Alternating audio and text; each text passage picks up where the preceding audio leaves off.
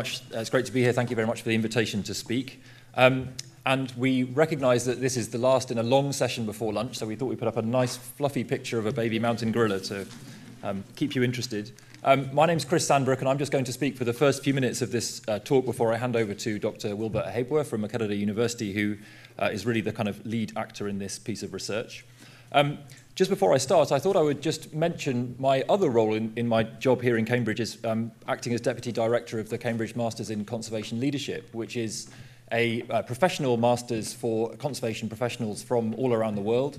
And I think just it acts as a nice complement to Cambridge Africa Day with its focus on academic issues and development of academic expertise and research capacity in Africa. I thought it would be nice to mention that what we're doing is also adding professional expertise in the field of biodiversity conservation. And in the 5 years that the programme has been running to date, we've trained people from 12 African countries, as well as many other countries around the world. So I thought I'd just slip in that plug. And what's happening here today is just fantastic. Okay, so I'm going to give a little kind of broad background overview to this topic before handing on to Wilbur, who will talk about the details of what we've been working on in this collaboration over the last couple of years. And it's really all about the relationship between biodiversity conservation and human development in southwest Uganda, but these issues apply to many places around the world.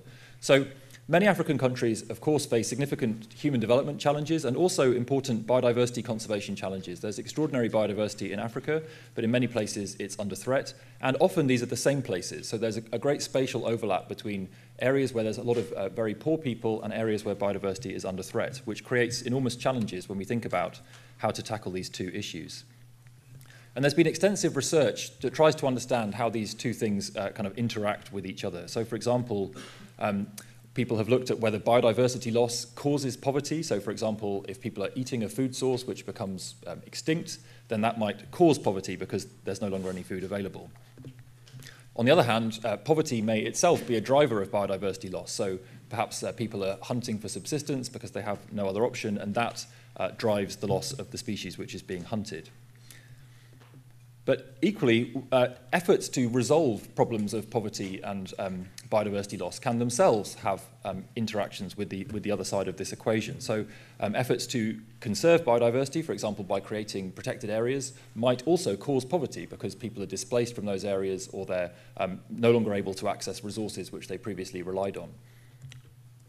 And equally, paradoxically, human development may itself be a driver of biodiversity loss. If people become better off and have increased ability to consume more resources, that might also drive biodiversity loss. And this, there is no simple kind of answer to this, these questions about what this interaction is. In different places, different contexts, it turns out to be different, but these are very important questions that are still requiring more research.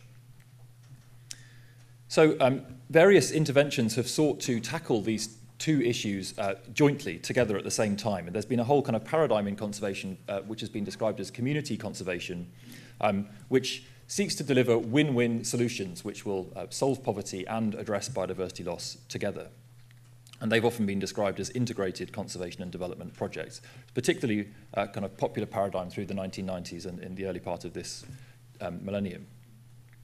But there's a question about how do you do this in practice and how do you make it sustainable? These projects require resources, they require finance, and they've often been framed around the idea that nature must pay its own ways. They seek to find ways to harness the value of biodiversity and turn it into opportunities for development by finding ways to make money from nature. And so a whole range of tools have been developed that can commodify nature in different ways. Things like carbon credits, trading forest carbon for its climate change offsetting capacities, biodiversity offsetting, in which development projects in one place which have a negative impact on biodiversity are offset by conservation efforts elsewhere.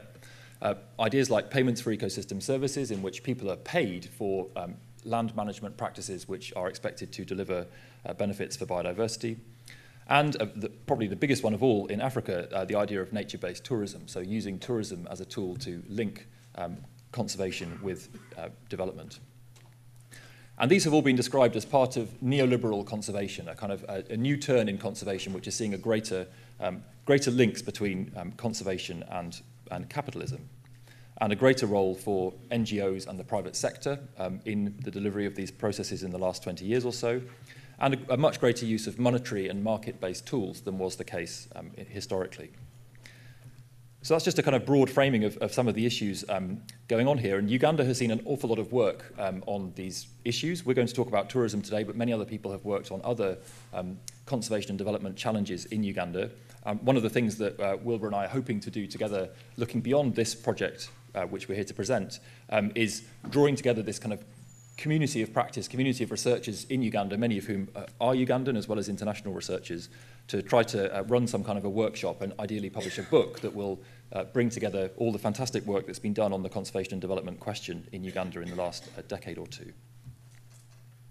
So to say more about nature-based tourism specifically, of course, tourism and conservation in Africa have a very long history. Many of Africa's protected areas emerged initially from the fact that they were popular with colonial-era administrators and tourists who like to go out and spend their time there. But more recently, we've seen new arrangements that have been introduced that seek to harness tourism for local development and conservation. So new kinds of actors and new kinds of partnerships between the state, with NGOs, local communities, and to varying extents, the private sector. And very often in thinking about what kinds of partnerships would work best to deliver these objectives, they've been framed as technical questions about what model could deliver the most dollars to local development projects through some kind of revenue sharing scheme. And that has left aside some of the very important social and political questions around the way in which tourism is used and understood in rural parts of Africa. Questions like, how are these different types of intervention perceived locally? What are their broader social impacts above and beyond just how many dollars got put into a scheme for alternative livelihoods projects? And these things actually really matter for whether or not they can be thought of as successful. And when they do generate benefits, who is able to access those benefits? And very often they also generate some costs, increased market prices, exclusion from certain areas. Who suffers those costs? These are the kind of political economy questions that really matter around these kinds of interventions. So the project that we've been doing together builds on my own PhD research, which looked at very many of these questions in southwest Uganda at a national park called Bwindi Impenetrable, which is home to about half of the world's population of mountain gorillas and therefore a very important tourism destination. And then Wilbur came and did his PhD in the same area about 5 years later and kind of built on some of the initial starting points that I'd come up with and took that really a lot further. And since that time, there's been really rapid tourism development in this part of Uganda, and all kinds of new models of private, public, community partnerships have emerged. And this really creates, we think, an ideal opportunity for investigating the relationship between tourism, conservation and development in more detail. And that's what we've been able to do with the fantastic support from the Caprex Fellowship and the Albarado Fund, which Wilbur has received, and which he's going to tell us more about in just a moment.